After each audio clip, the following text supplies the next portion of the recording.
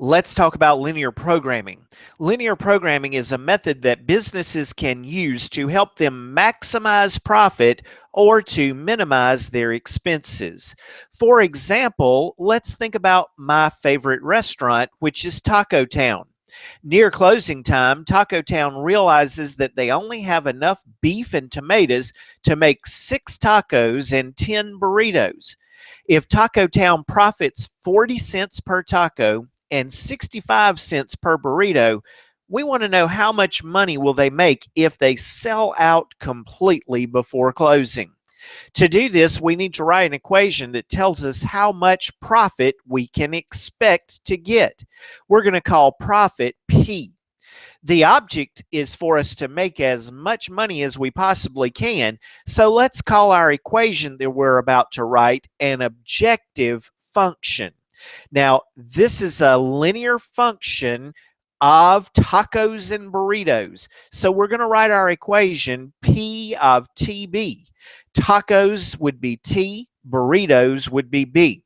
Now, we know that we make 40 cents per taco, so 0.4 times T, zero point 0.4 times the number of tacos, would give us the amount of money that we've made selling tacos. We know that we make 65 cents per burrito, so 0.65 times the number of burritos would give us the money that we've earned selling burritos. We said that we are going to sell 6 tacos and 10 burritos. So let's substitute those things in where they go. 6 is the number of tacos, 10 is the number of burritos.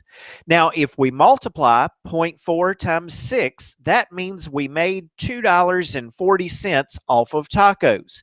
If we multiply 0.65 times 10, that means we made $6.50 off of burritos.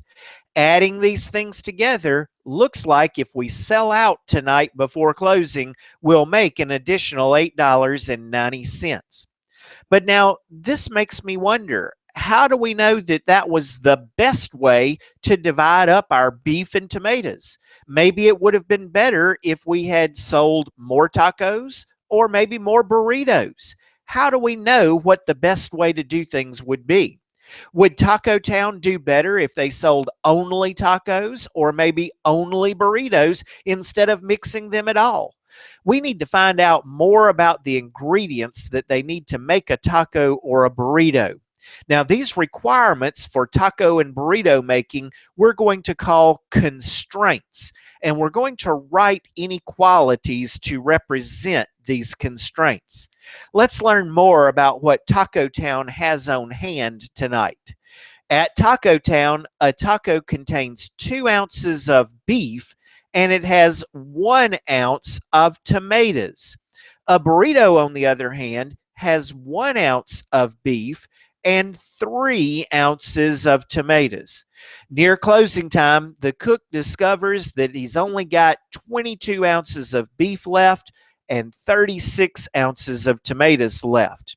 Now, what we'll do is to write an inequality putting together how much beef it takes in a taco and beef in a burrito and compare that to the total amount of beef that we have.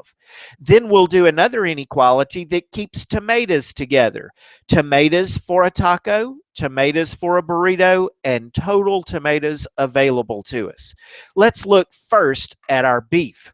It says that in order for us to make a taco, we need 2 ounces of beef, 2 ounces per taco. So 2 ounces times the number of tacos that we make, this would be the total amount of beef that we make in tacos. It says that we need 1 ounce of beef to make a burrito. So 1 ounce times the number of burritos that we make, that's the total amount of beef in burritos. When you add these things together, the 2 ounces for tacos, the 1 ounce for burritos, it has to be less than or equal to the total amount of beef that we have on hand. So it's going to need to be less than or equal to 22 ounces. Now, to simplify things, let's make our taco variable T and our burrito variable, let's call it B. So 2 times the tacos would become 2T. 1 times the burritos would become just B. If you add together the beef and tacos plus the beef and burritos, it has to be less than or equal to the total beef that we have on hand, which was 22 ounces. Let's do the same thing with our tomatoes. We said that to make a taco, we need 1 ounce of tomatoes. So 1 ounce times the number of tacos made. We said that to make burritos, we need 3 ounces of tomatoes. So 3 ounces times the number of burritos that we make. And the total number of tomatoes that we have on hand, it's 36 ounces that we have on hand. So the amount of tomatoes in a taco plus the amount of tomatoes in a burrito, they have to be less than or equal to the total amount of tomatoes on hand, which was 36 ounces. Now, there are a couple of what are called natural constraints that fit this situation as well. We can't sell less than 0 tacos. We can't sell less than 0 burritos. Either you sold some or you didn't. The lowest it can go is 0. So the number of tacos that we're going to sell would be greater than or equal to 0. The number of burritos would be greater than or equal to 0. And this gives us 2 more constraints: tacos greater than or equal to 0 and burritos greater than or equal to 0. Now, let's think about what that looks like when we put these 4 constraints together and draw a picture of them on a Cartesian plane. When we do this, we'll put our tacos on the x-axis and our burritos on the y-axis. This is going to create for us what is called a feasible region. This feasible region will be where we can find our best value for mixing tacos and burritos, along with the worst value if we were interested in a minimum as well. Now, look at these first 2 constraints and think about what they mean together. If the number of tacos on the x-axis is greater than or equal to 0, that moves us out to the right on our Cartesian plane. If the number of burritos is greater than or equal to 0 on our y-axis, that moves us up on our Cartesian plane. So these 2 things together, the ones that we call the natural constraints, make this a first quadrant picture. Everything that we've got is going to be in the first quadrant. This is very common with linear programming problems, that all we need is the first quadrant, and sometimes it's helpful to draw your graph so that it only shows the first quadrant, as I've done here. Now let's think about our other constraints that we have. Here was our beef constraint. Now, if we substitute 0 in for t to find our B intercept, that would be at 22 up here at the top of our picture. Then if we put 0 in for B, 2t equals 22, that would give me t is equal to 11. That's down here at the bottom of our picture. So here is the first line that we've got, the beef inequality. We had to be less than or equal to 22, and where this is going to be true is the shaded area over here. This triangle has us less than or equal to 22. When we're in the first quadrant, that's the part that we would want. Now, here is our tomato constraint. Likewise, let's graph it. 0 in for tacos gives me 3b equals 36, so b would equal 12, and there is the intercept for it. If we put 0 in for b, t is less than or equal to 36, t equals 36 is over here, and the area that is less than that line would be down below. So now the parts that are true for all of our constraints, first quadrant right in here, under the line that is there, under the line that is here. So here is our feasible region, and I've got a little tiny bit extra graphed here since I did not include t greater than or equal to 0, b greater than or equal to 0 as the graph was being drawn. So it's just inside these axes and around these lines that we're looking at. Now, there is a theorem in linear programming that states that the maximum and minimum values for an objective function are found at the corner points of the feasible region. So let's think about what our corner points are going to be. One corner is 0, 0 right there. I've not got it marked, but 0, 0 was the minimum we could sell for tacos or burritos. If we didn't sell anything at all, we would be at 0, 0. Another possibility is up here at 0, 12. This says we're not selling any tacos, it's all burritos. 12 burritos could be made if you didn't make any tacos at all. Down here, 11 tacos, 0 burritos. 11 and 0 down here would be another one of our corner points. Then the final corner point is the one we worked with before, 6 tacos, 10 burritos. That is the intersection of the two lines that we had. The intersection of the beef and tomato constraints. Where they intersected right there is 6 tacos, 10 burritos. Well, now let's see if we can take these corner points 0, 0, 0, 12, 11, 0, and 6, 10, and let's substitute them into our objective function and find out how much each combination is going to give us. Remember, our objective function told us that the maximum profit we could get would be determined by 40 cents per taco and 65 cents per burrito.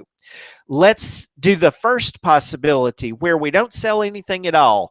0 tacos, 0 burritos. Putting 0 in for tacos, 0 in for burritos, and multiplying, obviously we get 0 as the result there. That makes sense that we don't get any money if we don't do any business. So the minimum value here that we can have, 0, since we're not counting the costs of things in this particular example. So 0 profit could be made if we don't sell anything at all. Well, what about if we sell all burritos? The point 012 was one of our corner points. That stands for 0 tacos and 12 burritos. Put 0 into our objective function where tacos would be. Put 12 in where burritos would be. 0.4 times 0 is 0. 0.65 times 12 is $7.80. So if we just sold burritos, no tacos at all, we would make $7.80. What about if we sold only tacos? We said that that corner point was 11 tacos with 0 burritos. The point 11, 0. Put 11 in the place of T for tacos, and 0.4 times 11 gives us a total of $4.40 since we're not going to make anything off of burritos. Then the final possibility that we had was the one that we did before, 6 tacos, 10 burritos. And remember, that gave us a total of $8.90.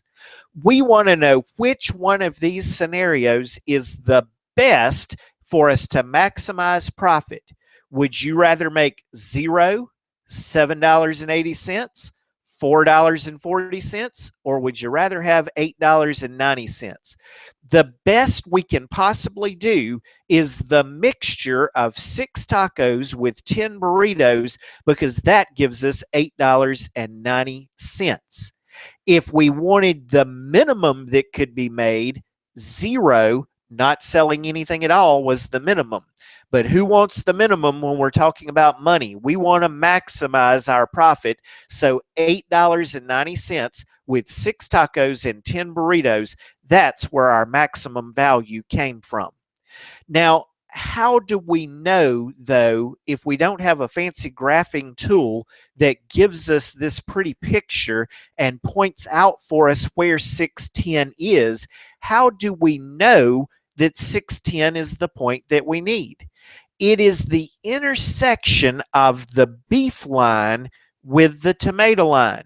So that means if we do a system of equations between the beef equation and the tomato equation, this system of equations will tell us where that point is. If I multiply the bottom row by -2, looks like I'll be able to get opposite coefficients there on the t variable. So now when I do that, adding these two lines together, the t's will be eliminated. B minus 6b gives me -5b, and 22 minus 72 gives me -50. When we divide both sides by -5, I end up with 10 burritos being the number that we want. If we take this 10 and substitute it right there, 2t plus 10 equals 22. Solving that equation, 2t is equal to 12, and t would be 6. So that gives us 6 tacos. 6 tacos, 10 burritos. That was the intersection point for the two equations that we had as part of our constraints. When you do a linear programming problem, graph those constraints. Find the intersection points that are called corner points for each of the different constraints. Test these corner points in your objective function and find the minimum value if you want the smallest amount, the maximum value if you want the largest amount.